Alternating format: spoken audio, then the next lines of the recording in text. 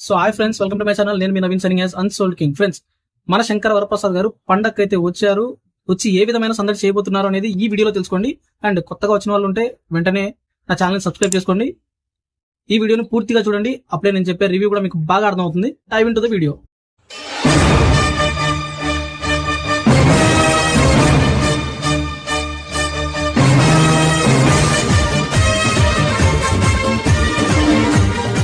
So ఈ cinema గురించి మాట్లాడితే first of all ticket prices గురించి మాట్లాడదాం. టికెట్ ప్రైజెస్ వచ్చేసి నేను పెట్టిన అమౌంట్ అయితే 300 రూపీస్. సో నేను చూసింది ఫస్ట్ డే కాబట్టి ప్రీమియర్స్కి అయితే 500 నచ్చింది.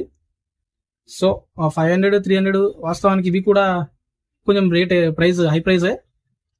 కాకపోతే పండగ కాబట్టి చెలేగా, ఎందుకంటే బస్సుల రేట్లు మామూలు లేవు కదా. ఇప్పుడు మామూలు టైంలో 600కు దొరికే బస్ టికెట్ ప్రైస్ ఇప్పుడు 3000 4000 నడుస్తుంది.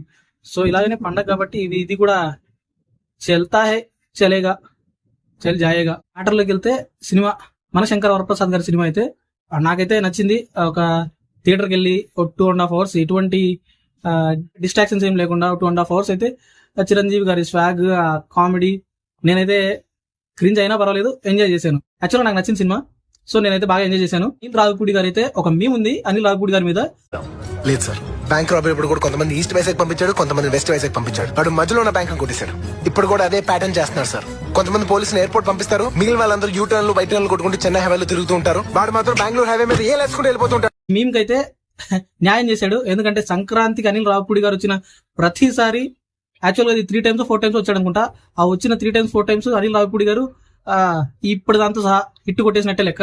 ఇంకా స్టోరీ విషయానికి వస్తే మనం క్లియర్ కట్ గా చెప్పాలంటే విశ్వాసం సినిమా, అజిత్ గారి విశ్వాసం సినిమా గుర్తుంది కదా, చూసారా?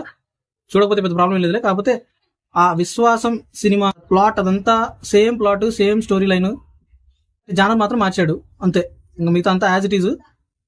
అటువంటి ఆ స్టోరీని, ఆ కైండ్ ఆఫ్ స్టోరీని, కాకపోతే జానర్ మార్చి కొంచెం స్టైలిష్ గా రెడీ చేసి ఆ విలేజ్ బ్యాక్డ్రాప్ ఏం లేకుండా అనిపిదు. కానీ కరెక్ట్ అవి తెలియకుండా ఉండడానికి చాలా కవర్ చేశాడు. ఫోర్స్డ్ హీరో తన చిల్డ్రన్స్ కోసం, యాక్చువల్గా ఆ సినిమాలో అయితే ఒక చైల్డ్ ఉంటారు కాబట్టి ఈ సినిమాలో 2 ఉంటారు. చైల్డ్ కోసం తను వెళ్ళి ఒక సెక్యూరిటీ లాగా ఉండి ప్రాబ్లం కాజ్ వచ్చేసి తన ఫ్యామిలీ వల్ల ఏదో తన కూతురు చేసిన ఒక మిస్టేక్ వల్ల ఫ్యామిలీకి డేంజర్ ఉంటే ఆ డేంజర్ నుంచి కాపాడడానికి వెళ్ళి అక్కడ తన లవ్ కూడా సెట్ చేసుకుని క్లైమాక్స్ కు ఆల్ హ్యాపీ ఎండింగ్.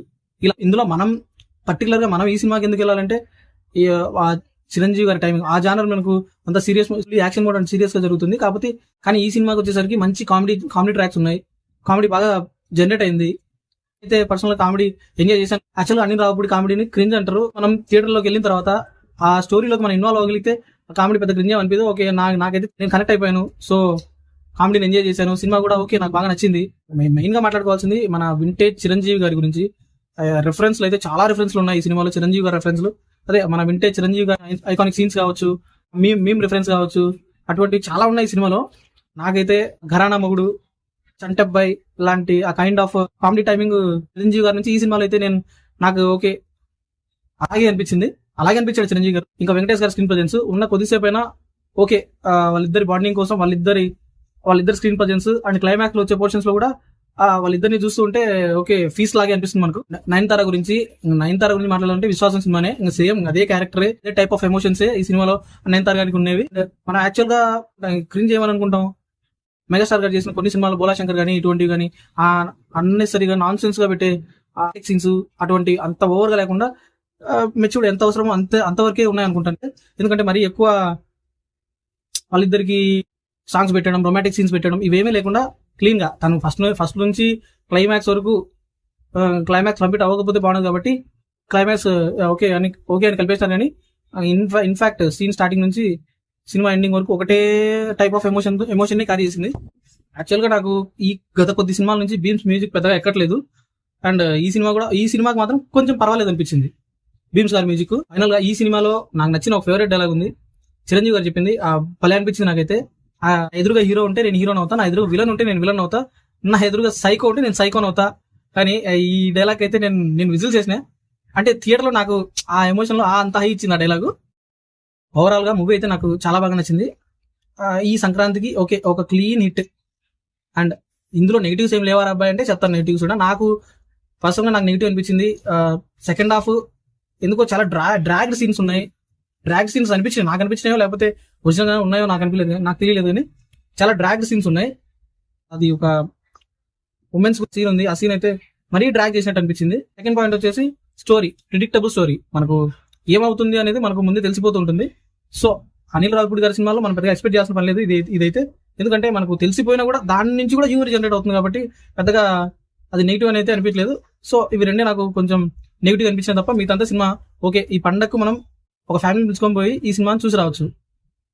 నా ఛానల్లో ఇప్పటి నుంచి మూవీ రివ్యూస్ చెప్పేటప్పుడు ఒకటి MMM అంటే మై మూవీ మీటర్ అని, అంటే నేను సినిమా మీద ఎంత ఖర్చు పెడుతున్నాను అనేది నాకు అట్ ది సేమ్ టైం జనాలకు అట్ ఏ టైం తెలిసే విధంగా మై మూవీ మీటర్ అనే ఒక కొత్త కాన్సెప్ట్ ఇంట్రడ్యూస్ చేద్దాం అనుకున్నాను.